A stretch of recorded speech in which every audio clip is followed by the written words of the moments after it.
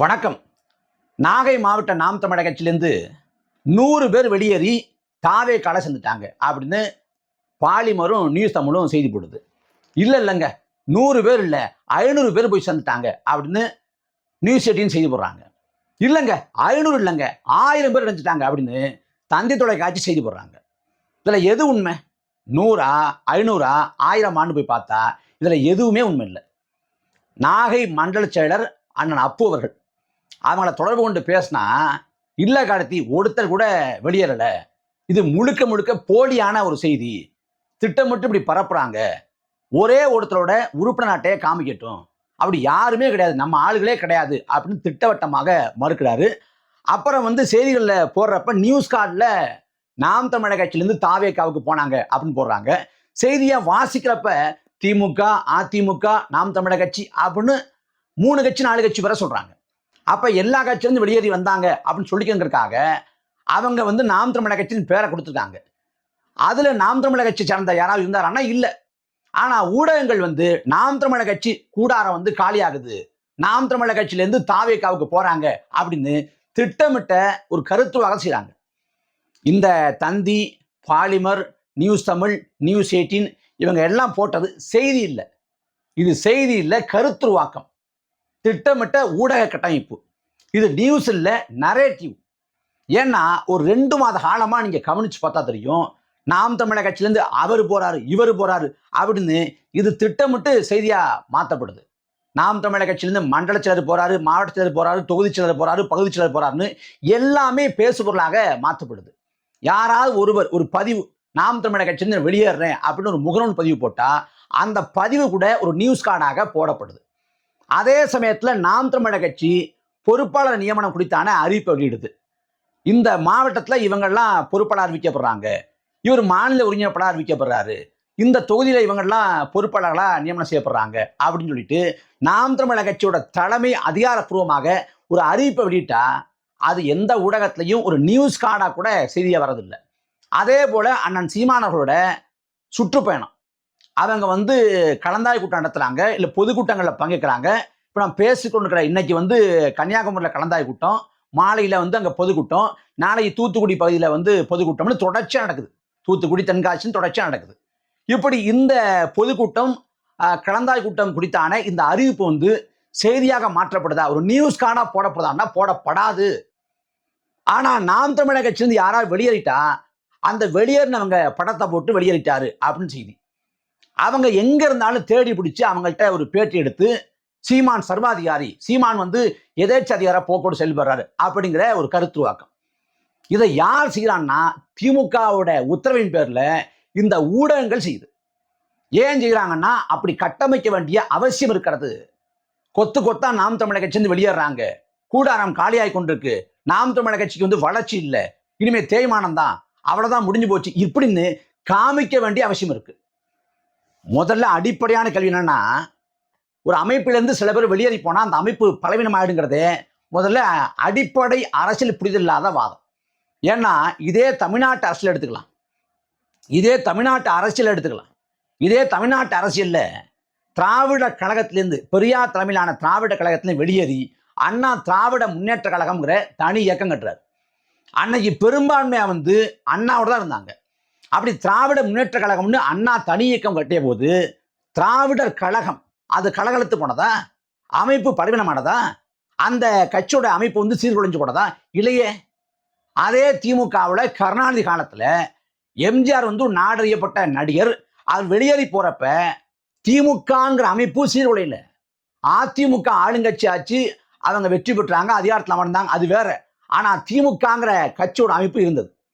அதே போல திமுகவிலிருந்து வைகோ வெளியேறினப்ப சரிபாதி பிளவுன்னாங்க, பல மாவட்ட செயலர்கள் வைகோட போனாங்க. ஆனாலும் திமுகங்கிற கட்சியோட அமைப்பு பலவீனமாகல. அப்ப எப்போ ஒரு அமைப்பு பலவீனமாகும் அப்படின்னா, ஒரு கட்சி பலவீனமாகும்னா தவறான அரசியல் நிலைப்பாடுகள், மோசமான அரசியல் நிலைப்பாடுகள், கோட்பாடுகள், முடிவுகள் இதை எடுக்கிறப்பதான் அந்த அமைப்பு சரிவை சந்திக்கும். மதிமுக வீழ்ந்ததுக்கு காரணம் தவறான அரசியல் நிலைப்பாடு எடுத்து தவறான கூட்டணி தேர்வை செஞ்சதுதான். அதே போல தேமுதிக வீழ்ந்து போனதுக்கு காரணம், அதுக்கு முதன்மையான காரணமே அந்த அமைப்பிலிருந்து சட்டமன்ற உறுப்பினர்கள்லாம் அதிமுக பக்கம் தாவணாங்கிறது இல்லை. மாறாக மக்களோடும் தெய்வத்தோடும் கூட்டணியை பேசிட்டு மாறி மாறி 2 பேரும் திராவிட கட்சியோடு கூட்டணி பேரம் பேசினது, அது மக்கள் மன்றத்தில் அம்பலப்பட்டது. இதுதான் பிரச்சனை. அதே போல மக்கள் நீதி மையம் இன்னைக்கு ஒண்ணுமே இல்லை. காரணம் என்னன்னா, அவங்க திமுக அதிமுக எடுத்து அரசியல் பண்றேன்னு சொல்லிட்டு திமுகவோட ஒரு பிரிவாக மாறி போனதுதான்.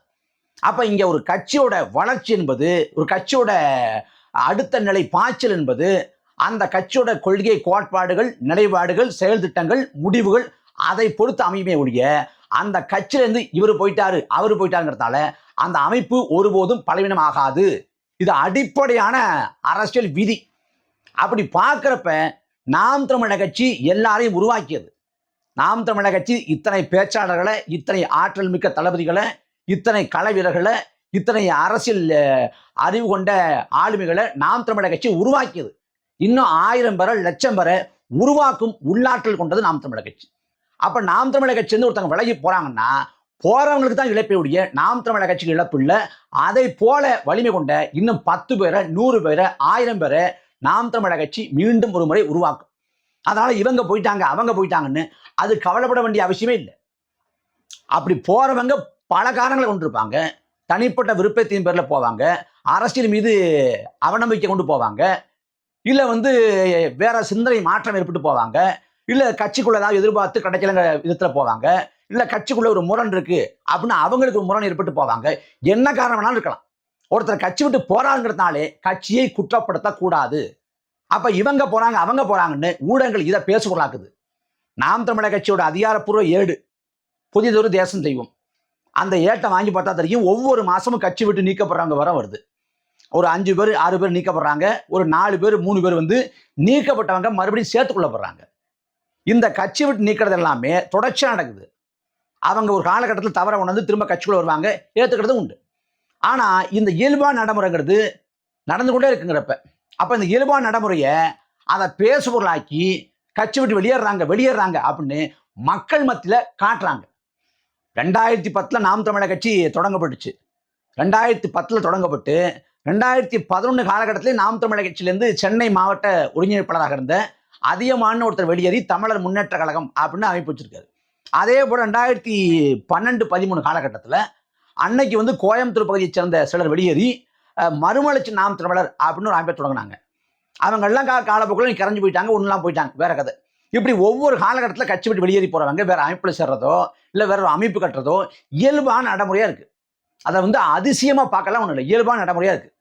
ஆனா கட்சி விட்டு வெளியேறினப்ப அன்னைக்கெல்லாம் பேசுபொருளா ஆக்காத ஊடகங்கள் இன்னைக்கு திட்டமிட்டு எல்லாத்தையும் பேசுபொருளா ஆக்குது, எல்லாத்தையும் பெருசா காட்டுது. காரணம் நாம் தமிழர் கட்சி இனி வளர்ச்சி அடையாது என்று காட்ட வேண்டிய அவசியம் இருக்குங்களுக்கு. ஏன்னா நாம் தமிழர் கட்சி 8 விழுக்காடு அளவுக்கு வாக்களை பெற்றுச்சு. இதுக்கு முன்னாடி தமிழ்நாட்டில் மாற்று அரசியல் அப்படின்னு பேசியிருக்கலாம். அது வைகோவா இருக்கட்டும், விஜயகாந்தா இருக்கட்டும், அன்புமணி ராமதாஸா இருக்கட்டும், ராமதாஸா இருக்கட்டும், கமலஹாசனா இருக்கட்டும், எல்லாருமே மிஞ்சி போனா ஒரு தேர்தல் 2 தேர்தல் அதுக்கு மேல தாக்கு பிடிக்க முடியாம யாரை எடுத்து அரசியல் பண்ணாங்களோ அவங்களோட கூட்டணிக்கு போனாங்க. ஆனா நாம் தமிழர் கட்சி இந்த தவறை பண்ணாம தொடர்ச்சியா தனித்து போட்டிடுச்சு. திமுக அதிமுகவை சமரசம் இல்லாம இருந்துச்சு. அதனால 4 பொது தேர்தலை தாண்டியும் கூட இன்னைக்கு சட்டமன்ற பார்லிமெண்ட் உறுப்பினரை கொண்டிராவிட்டாலும் கூட நாம் தமிழர் கட்சி வளர்ந்து கொண்டிருக்கிறது, செல்வாக்கை பெருக்கிக் கொண்டிருக்கிறது. அப்ப நாம் தமிழர் கட்சி சட்டமன்ற உறுப்பினர் பெறல, பார்லிமெண்ட் உறுப்பினர் பெறலங்கிறது நாம் தமிழர் கட்சியோட வளர்ச்சியை பாதிக்கல, நாம் தமிழர் கட்சியோட செல்வாக்கை ஒருபோதும் பாதிக்கல. அப்ப தனிச்சு போட்டிட்டு 8 விழுக்காடு வாக்களை நாம் தமிழர் கட்சி பெற்றிருக்கிறது. இவ்வளவு நாளா நாம் தமிழர் கட்சியை கடந்து போனவங்க 8 விழுக்காடு அங்கீகாரம் பெற்ற கட்சியாக நாம் தமிழர் கட்சி உருவாகி இருக்கிறது என்கிற போது நாம் தமிழர் கட்சியை கண்டு அச்சம் கொள்றாங்க. இதுக்கு மேல நாம் தமிழர் கட்சி வளரவே கூடாது, அடுத்த கட்டத்துக்கு போவே கூடாது, நாம் தமிழர் கட்சி சட்டமன்ற உறுப்பினர் பெற்றக்கூடாது. அவங்க கணக்கை தொடங்கினாங்கன்னா பிரச்சனையா மாறி போகும் நினைச்சு திட்டமிட்டு நாம் தமிழர் கட்சி குறித்தான எதிர்மறையான செய்திகளை அவதூறு பரப்புரை செய்றாங்க. கோடி கோடியா பணம் வருது, கோடி கோடியா பணம் வருதுங்கிறாங்க. லாட்ரி மாற்றின்ட்ட ஏன்டா 500 கோடி பணம் வாங்கினேன் அப்படின்னு திமுக கிட்ட கேட்டா இது வரைக்கும் பதில் இல்லை. லாட்ரி மாற்றின் தனிப்பெரும் முதலாளி. ஆனா அந்த முதலாளிகிட்ட ஏன் திமுக காசு வாங்குது? அந்த முதலாளிக்கு என்ன நோக்கம் இருக்க முடியும்? இந்த கேள்விக்கு இன்னைக்கு வரைக்கும் பதில் இல்லை. ஆனா நாம் தமிழர் கட்சி கோடி கோடியா வாங்குது, கோடி கோடியா வாங்குகிறேன். ஆனா நாங்க போடுற பாடு எங்களுக்கு தான் தெரியும். இப்படி நாம் தமிழர் கட்சி குறித்து அதிகப்படியான அவதூறு பரப்புற தமிழ்நாட்டில் எந்த தலைவருக்கும் இல்லாத வகையில அண்ணன் சீமான் அவர்கள் குறித்து தொடர்ச்சியான மிக இழிவான மனிதமான அவதூறு பரப்புற. அதை யாரை வச்சு திமுக செய்யுதுன்னா, காவல்துறையை வச்சு, உளவுத்துறையை வச்சு, திமுக கிட்ட வாங்கி தின்னு வயிறு வளர்க்கக்கூடிய இந்த சில்லறை பெருவடிகளை வச்சு, உதிரிகளை வச்சு செய்கிறாங்க. அதை தொடர்ச்சியாக நடக்குது. யார் யார் பேசுகிறா, அண்ணன் சீமானவர்கள் குறித்து, நாம் தமிழக கட்சி நிர்வாகிகள் குறித்து யார் பேசுகிறா, அப்புறம் நாம் தமிழக கட்சிக்குள்ள வந்து குழப்பத்தை ஏற்படுத்துறதுக்காக இந்த ஒளி நாடாக்களை வர்றது, சிண்டு முடிஞ்சு விட பார்க்கறது, இதெல்லாம் தொடர்ச்சியாக நடக்குது. ஏன்னா நாம் தமிழக கட்சியை வந்து முடிச்சு விட்டணும், இதுக்கு மேல வளர விட்டுறக்கூடாதுங்கிறதுல திமுக ரொம்ப கவனமாக இருக்கிறது. அதாவது விஜய் வர்றாருன்னா விஜய் வந்து திமுகவுக்கு அச்சுறுத்தலா இருப்பாரோ அப்படின்னு யோசிக்கலாம். அது ஒரு யோசனை தான் அவங்களுக்கு, அதனால தான் பேசுறாங்க. ஆனா நாம் தமிழக கட்சி அண்ணன் சீமானவர்களை திராவிடம்ங்கிற இந்த கோட்பாட்டின் அடித்தளத்துக்கே ஆபத்து, நாம 50-60 ஆண்டுகளா இந்த நிலத்துல வேரூன்றி வைத்திருக்கக்கூடிய அரசியலுக்கே ஆபத்து அப்படின்னு மிகப்பெரிய ஆபத்தா பாக்குறாங்க. வெறும் திமுகவுக்கான ஆபத்தா மட்டும் பார்க்கல, திராவிடங்கிற சித்தாந்தத்துக்கே ஆபத்தா அண்ணன் சீமானவர்களை நாம் தமிழக கட்சியை பார்க்குறாங்க. அதுக்கு எப்படியாவது காலி பண்ணி விட்டணும். அடக்குமுறை ஒடுக்குமுறை தொடர்ச்சியா பாய்ச்சி பார்த்தாங்க, வேலைக்கு ஆகல. அப்ப அவதூறு பரப்புரை பண்ணுவோம், அதுவும் வேலைக்கு ஆகல. இப்ப கட்சிக்குள்ள சென்று முடிஞ்சு வர்றது, கட்சி குறித்து எதிர்மறையான செய்திகளை மக்கள் மத்தியில பரப்புறது. கட்சி ஒண்ணும் இல்லைங்க, முடிஞ்சு போச்சுங்க, அவ்வளவு பேசினா அவங்களே வெளியேட்டாங்க, இவங்களே வெளியேட்டாங்க, எல்லாரும் போயிட்டே இருக்காங்கல்ல, அந்த கட்சிக்கு ஓட்டு போட்டு என்ன பண்ண போறீங்க, இது போன்ற கருத்துருவாக்கங்களை செய்வது. இதைத்தான் ஊடகங்களின் துணையோடு திமுக செய்து கொண்டிருக்கிறது. திருத்துறைப்பூண்டி சட்டமன்ற தொகுதியில உளவுத்துறை சேர்ந்த ஒரு அதிகாரி கூப்பிட்டு, கட்சி பொறுப்பாளர் கூப்பிட்டு, உங்க பகுதியில் கட்சி விட்டு வெளியேற மாதிரி யாராவது இருக்காங்களா, அப்படி வெளியேறினா பேட்டி ஏதாவது கொடுப்பாங்களா அப்படின்னு கேட்குறாங்க. இது உளவுத்துறை வேலையா? ஒரு பொதுக்கூட்டம், ஒரு ஆர்ப்பாட்டம், திருமண கூட்டம் நடக்குதுன்னா யார் யார் பங்கேற்க போறா, என்ன நிலவரம், எவ்வளவு பேர் பங்கேற்பாங்க, இது கேட்கலாம். ஆனா கட்சி விட்டு வெளியேறுவாங்களா, வெளியேறினா பேட்டி கொடுப்பாங்களான்னு கேட்கறது ஒரு உளவுத்துறை அதிகாரிக்கான வேலை இல்லை. அப்ப இந்த வேலையை வந்து உளவுத்துறை செய்யுதுன்னா யார் சொல்லி செய்யுது, யார் சொல்லி செய்யுது? திமுக அரசு. அந்த திமுக அரசுக்கு ஒத்து ஊதக்கூடிய ஊடகங்கள் இன்னைக்கு அவங்களோட அந்த அலைவரிசைக்கு ஏற்றவாறு இவங்களும் கருத்துருவாக செஞ்சாங்க. நாம் தமிழக கட்சி அவங்க வெளியேறிட்டாங்க, இவங்க வெளியேறிட்டாங்க, நாம் தமிழக கட்சி பலவீனப்பட்டுச்சு, கூடாரம் காலியாகி கொண்டிருக்கிறது, நிர்வாகிகள் வெளியேறாங்க அப்படின்னு. ஆனா எதுவும் உண்மை இல்லை. இதெல்லாம் கருத்து உருவாக்கங்கள் தானே ஒழிய செய்தி அல்ல, உண்மை இல்லை. மாறாக கலப்படம் இல்லாத பச்சை போய். நாம் தமிழக கட்சி 2016 சட்டமன்ற தேர்தலை எதிர்கொள்றதுக்கு ஓராண்டுக்கு முன்பாக வேட்பாளர்களை அறிவித்தது. 2021 7-8 மாதத்துக்கு முன்பாக வேட்பாளர் அறிவித்து வேலையை தொடங்கினாங்க. இந்த முறை 18 மாதத்துக்கு முன்பாகவே வேட்பாளர்களை அறிவிக்க தொடங்கி, தெரிவு செய்ய தொடங்கி, வாக்ககங்களை அமைக்க தொடங்கி, களப்பணியை தொடங்கி விட்டது. அப்ப 5 முனை போட்டி அப்படின்னு சொல்றாங்க. இந்த 5 முனை போட்டியில திமுக, அதிமுக, பாஜக, தாவேகான்னு அத்தனை கட்சிகளையும் முந்திக் கொண்டு களத்தை ஓடிக்கொண்டிருக்கிறது நாம் தமிழக கட்சி. நாம் தமிழக கட்சியின் வளர்ச்சியை பார்த்து அஞ்சுகிற கூட்டம் தான் இது போன்ற அவதூறு பரப்புரைகளை கட்டவிழ்த்து விட்டு நாம் தமிழக கட்சி வீழ்த்த துடிக்கிறது. நாங்கள் ஏற்றிருக்கக்கூடிய கொள்கை கோட்பாடு, அரசியல் அறம் அவதூறு அழுக்கார்களை முற்றுமுழுதாக எரித்து சாம்பலாக்கும்.